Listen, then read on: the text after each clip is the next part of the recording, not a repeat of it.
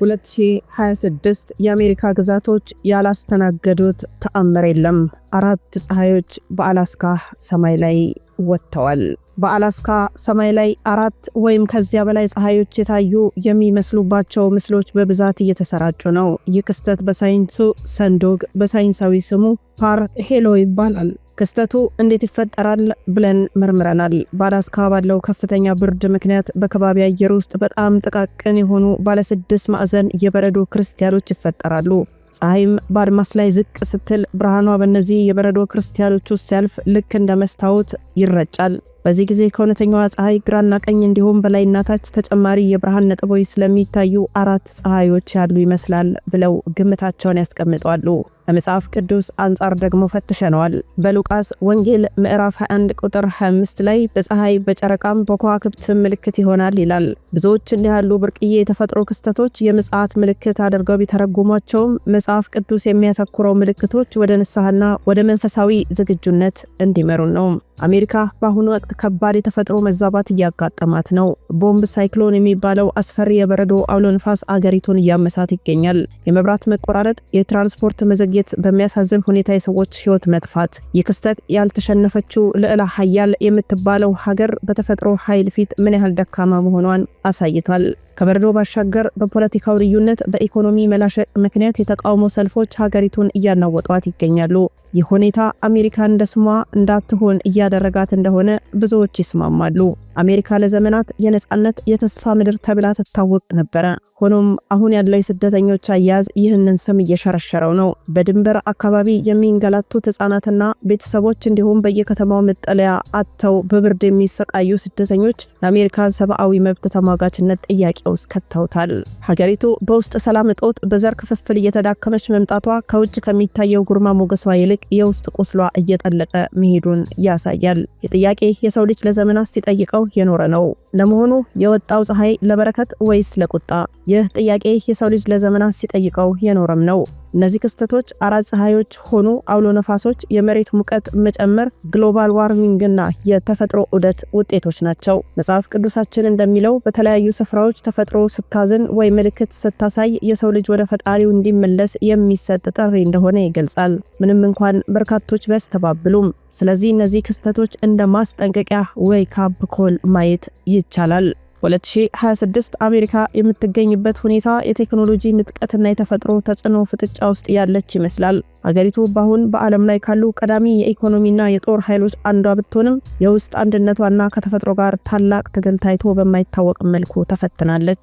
አሜሪካ በ2026 የ250ኛ ዓመት የምስረታ በዓሏን የምታከብርበት ዓመት ቢሆንም ክብረ በዓሉ በታላላቅ ብጥብጥና ስጋት የታጀበ ነው።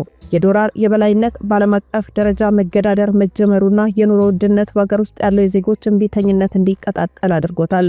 የቴክኖሎጂና የተፈጥሮ ፍጥጫም እየደቆሳት ነው። በሳይንስ እጅግ የረቀቁ ከተሞች ሳይቀሩ በተከታታይ በሚመጡ የተፈጥሮ አደጋዎች መሽመድመዳቸው የሰው ልጅ ጥበብ ገደብ እንዳለው አመላካች ሆኗል። በአላስካ የታዩት 4 ፀሐዮች በሰንዶግ ክስተት የከባቢ አየር መዛባት ማሳያ እንደሆኑ ሁሉ በ2026 የታዩት የተፈጥሮ አደጋዎች የአሜሪካ መሰረተ ልማት እየናጡት ነው። የከባቢ አየር ቦምብ በምስራቃዊ የአሜሪካ ግዛቶች የሚከሰቱ ገዳይ አውሎ ነፋሶች በአንድ ጀንበር ከተሞችን በበረዶ ሸፍነዋል። የክስተት በሳይንሱ የከባቢ አየር ግፊት በድንገት ሲቀንስ የሚፈጠር ሲሆን ውጤቱ ግን ታሪካዊ ጥፋት ነው። የካሊፎርኒያ ድርቅና የእሳት አደጋም በአንድ በኩል በረዶ ሀገሪቱን ሲያመሳት፣ በሌላ በኩል ደግሞ ከባድ ድርቅና ሰደድ እሳት ምዕራባዊውን ክፍል እያቃጠለው ነው።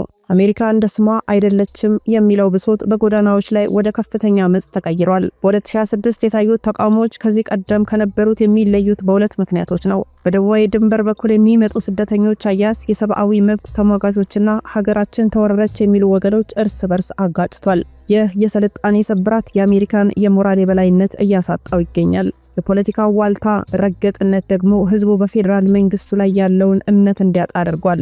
ከተሞች በሰልፈኞች ተጨናንቀዋል። ይህም ሀገሪቱ ወደ ውስጣዊ መፈራረስ እያመራች ነው የሚል ስጋት ፈጥሯል። ታዲያ ይህንን ጉዳይ ከመጽሐፍ ቅዱስና ከሳይንስ አንጻር መዝነነዋል። ከመጽሐፍ ቅዱስ አንጻር በማቴዎስ 24 ላይ የተጠቀሱት የጦርነት ወሬ፣ ረሃብና የምድር መንቀጥቀጥ ምልክት ለሰው ልጅ ክፋት መጨመር ጋር ተዳምረው የምጽአት ዋዜማ እንደሆኑ ይተረጎማሉ። በአላስካ የታዩት 4 ፀሐዮች ለበረከት ሳይሆን ለሰው ልጅ ተመለስ የሚሉ የማስጠንቀቂያ ደወሎች ተደርገው ተወስደዋል። ከሳይንሱ አንጻር ደግሞ ሳይንሱ ይህንን ሁሉ የሚያያይዘው ከክላይሜት ቼንጅ ጋር ወይ ደግሞ የአየር ንብረት ለውጥ ጋር ነው። የሰው ልጅ በተፈጥሮ ላይ የፈጠረው ጫና በበረዶ አውሎ ነፋስና በሙቀት መዛባት መልክ መልሶ እየመታው መሆኑን ይገልጻል። አሜሪካ እንደ አውሮፓውያን የዘመን ቀመር በ2026 የምታከብረው ክብረ በዓል በታሪኳ እጅግ ግዙፍና ልዩ የሚባል ነው። ይህ በዓል የ250ኛ ዓመት የምስረታ በዓል በመባል ይታወቃል። ሐምሌ 4 1776 የነጻነት አዋጅ ከተፈረመ ጀምሮ በትክክል 250 ዓመት ይሞላታል። ይሁን እንጂ የታሪካዊ በዓል ቀደም ብለን እንደጠቀስንላችሁ የክብር መጥፋትና ውስጣዊ ውጥረት ጋር ተዳምሮ የሚመጣ በመሆኑ ክብረ በዓሉ በታላቅ ስጋትና በሁለት ተቃራኒ ስሜቶች የታጀበ ነው። መንግስት ይህንን በዓል በሀገሪቱ አንድነት ለመመለስና አሜሪካ አሁንም ሀያል ናት የሚል መልእክት ለዓለም ለማስተላለፍ ትልቅ ዝግጅት እያደረገ ነው። ከ13 ደካማ ቅኝ ግዛቶች ተነስታ የዓለም ልዕለ ሀያል እስከመሆን የደረሰችበትን ሂደት የሚያሳዩ ትርኢቶች ታቅደዋል። እንደ ፊላደልፊያ የነጻነት አዋጅ የተፈረመባት ከተማና እንደ ዋሽንግተን ዲሲ ያሉ ከተሞች የዝግጅቱ ዋና ማዕከል ናቸው። በዓሉ በሚከበርበት በዚህ ወቅት ሀገሪቱ እኛው ከላይ በጠቀስንላችሁ ዘርፈ ብዙ ችግሮች እየታመሰች መሆኑ በዓሉ የለቅሶና የሳቅ አድርጎታል። ግማሹ ሕዝብ በዓሉን በታላቅ ኩራት ሲያከብር፣ ሌላኛው ግን በስርዓቱ ላይ ባለውን ቢተኝነት ተቃውሞውን እየገለጸ ነው። ነጻነት ለጥቂቶች ነው የሚሉ ድምጾች በጎዳናዎች ላይ በከፍተኛ ሁኔታ ይሰማሉ። የተፈጥሮ ቁጣውም እየደቆሳት ነው። በ2026 መጀመሪያ የታዩት ገዳይ የበረዶ አውሎ ንፋሶችና የበረዶ ክምሮች የተፈጥሮ አደጋዎች መሰረተ ልማቱን በማውደማቸው ክብረ በዓሉን ለማድመቅ የታሰበው በጀት ወደ መልሶ ግንባታ እንዲዞር ጫና ፈጥሯል። የተስፋይቷ ምድር የምትባለው አሜሪካ ስደተኞችን በምታስተናግድበት መንገድ ምክንያት በዓሉ ላይ የሚገኙ የዓለም መሪዎች በሀገሪቱ ሰብአዊ መብት አያያዝ ላይ ትችት እንዲሰነዝሩ ምክንያትም ሆኗል። መጽሐፍ ቅዱስ ኢዮቤልይና የአሜሪካ 250ኛ ዓመትን እናነጻጽረው። ከመጽሐፍ ቅዱስ አንጻር 50ኛ ዓመት የኢዮቤልዩ ዓመት ተብሎ ይታወቃል።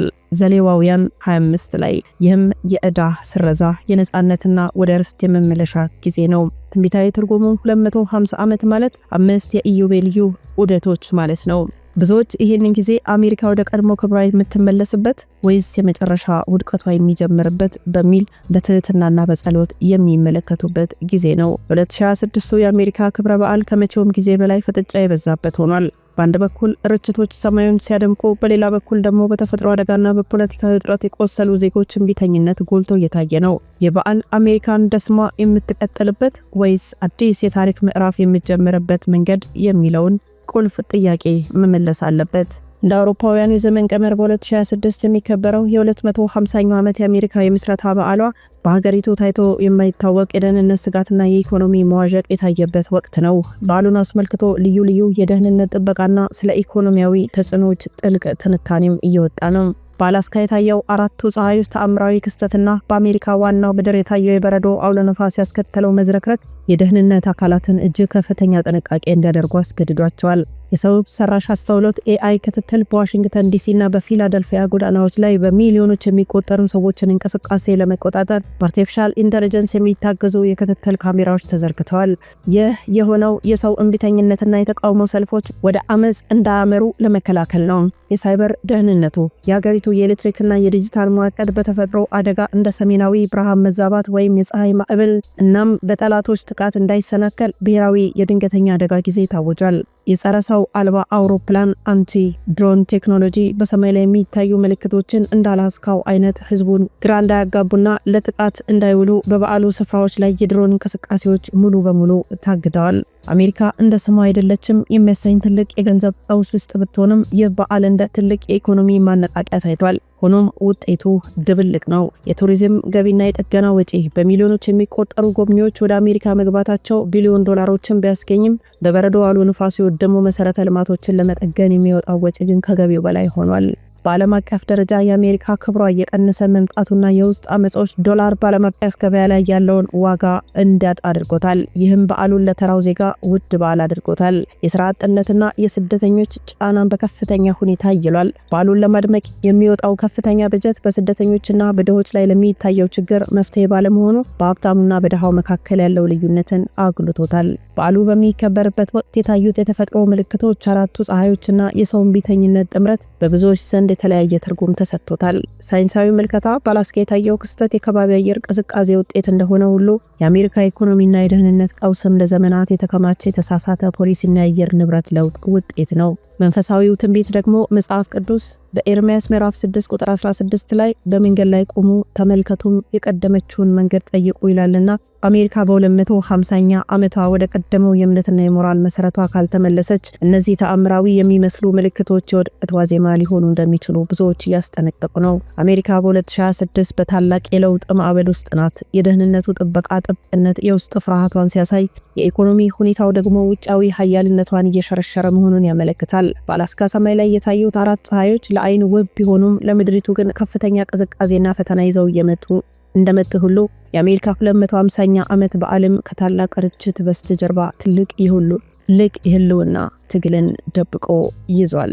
እነዚህ ሁለት ጉዳዮች የአላስካው ሰማያዊ ክስተትና የአሜሪካው ፖለቲካ መከፋፈል ላዩን ሲታዩ የማይገናኙ ቢመስሉም ሁለቱም ግን የ2026ቱን የአሜሪካን ገጽታ የሚገልጹ የአንድ ሳንቲም ሁለት ገጽታዎች ናቸው።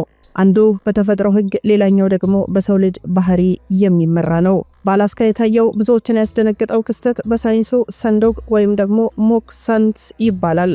ይህ ክስተት አሜሪካ እንደ ስሙ አይደለችም ለሚለው ብሶት እንደ ማሳያ የሚጠቀሰው በከባቢ አየር ውስጥ በሚፈጠር ከፍተኛ ለውጥ ምክንያት ነው። በአላስካ ያለው ቅዝቃዜ እጅግ በጣም በረዶ ከመሆኑ የተነሳ በአየር ላይ የሚንሳፈፉት ደመናዎች በውስጣቸው በሚሊዮኖች የሚቆጠሩ ባለ6 ማዕዘን ከበረዶ ክርስቲያሎች የያዙ ናቸው። የብርሃን ነጸብራቁ ፀሐይ በአድማስ ላይ ዝቅ ስትል ብርሃኗን በእነዚህ ክርስቲያሎች ውስጥ አልፎ ወደ አይናችን ሲመጣ ልክ እንደ መስታወት ታጥፎ ይገለጣል። የ22 በሆነ ማዕዘን ላይ ሲከሰት ከእውነተኛዋ ፀሐይ ግራና ቀኝ 2 ተጨማሪ ደማቅ የብርሃን ነጥቦች ይፈጠራሉ ይላል ሳይንሱ።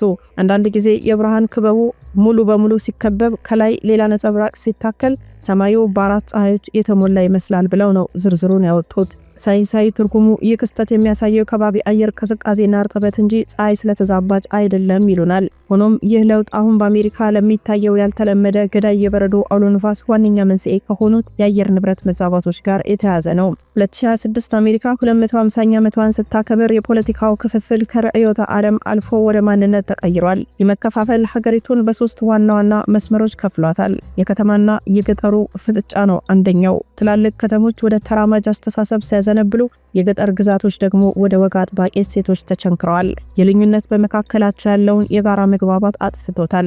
የተቋማት መዳከምም እንደዛው በሁለተኛነት ተነስቷል። ህዝቡ በፍትህ ስርዓቱ በሚዲያውና በምርጫ ሂደቱ ላይ ያለውን እምነት ዝቅተኛ ደረጃ ላይ ደርሷል። ይህ የሰው እምቢተኝነት በጎዳናዎች ላይ የሚታዩ ተከታታይ የተቃውሞ ሰልፎች ዋነኛ መነሻ ሆነዋል። የስደተኞች ፖለቲካ ደግሞ በሶስተኛነት ይነሳል። ስደተኞች ለሀገሪቱ በረከት ናቸው ወይስ ስጋት የሚለው ጥያቄ በቤተሰቡ ሳይቀር ጸብ እየፈጠረ ነው። የክርክር አሜሪካን የነጻነት ምድር ከሚለው ስሙ አውጥቶ የጭቅጭቅ ምድር አድርጓታል። በመጽሐፍ ቅዱስ ሉቃስ ምዕራፍ 21 ቁጥር 26 ላይ ከፍርሃትና በዓለም ከሚመጣው በመጠበቅ የተነሳ የሰው ልብ ይዝላል፣ የሰማያት ኃይላት ይናወጣሉ ይላል። ተፈጥሮ እንደ ማስጠንቀቂያ እየሆነች ነው። 4ቱ ፀሐዮች በሳይንስ ቢገለጹም በመንፈሳዊ እይታ ግን ተፈጥሮ ለሰው ልጅ የሚሰጠው ምልክት ተደርገው ይወሰዳሉ። በምድር ላይ የፍቅር መጥፋትና የመከፋፈል አመጽ ሲነክስ፣ በሰማይ ደግሞ ምልክቶች መታየታቸው ጊዜው ቀርቧል ለሚሉ ወገኖች ትልቅ ማስረጃ ነው። የበረከት ወይስ የቁጣ? ሁሉም ጥያቄው ይሄ ነው። መጽሐፍ ቅዱሳችን ምልክቶች የሚታዩት ለጥፋት ብቻ ሳይሆን ሰዎች ራሳቸውን እንዲመረምሩና ወደ ሰላም መንገድ እንዲመለሱ እንደሆነ ያስተምራል። ስለዚህ የ2026ቱ ውጥረት አሜሪካን ወደ ንስሐ ወይ ደግሞ ወደ መተራረስ የሚወስዳት መስቀለኛ መንገድ ላይ ነች። አላስካ ላይ የታየው የብርሃን ተአምርም ሆነ በዋሽንግተን ጎዳናዎች የሚታየው የተቃውሞ ሰልፍ እንዲሁም ግግር በረዶቹ ሁሉም የሚናገሩት አንድ እውነት አለ። ለውጥ እየመጣ ነው። ሳይንሱ የአየር ንብረት ለውጥን ሲተነብይ፣ መጽሐፍ ቅዱስ ደግሞ መንፈሳዊ ለውጥ ምልክቶችን ይጠቁማል። አሜሪካ በዚህ 250ኛ ዓመቷ ውስጥ ያለችበት ሁኔታ ልክ እንደ አላስካው ሰማይ ውብ ግን ደግሞ እጅግ ቀዝቃዛና አስፈሪ ነው።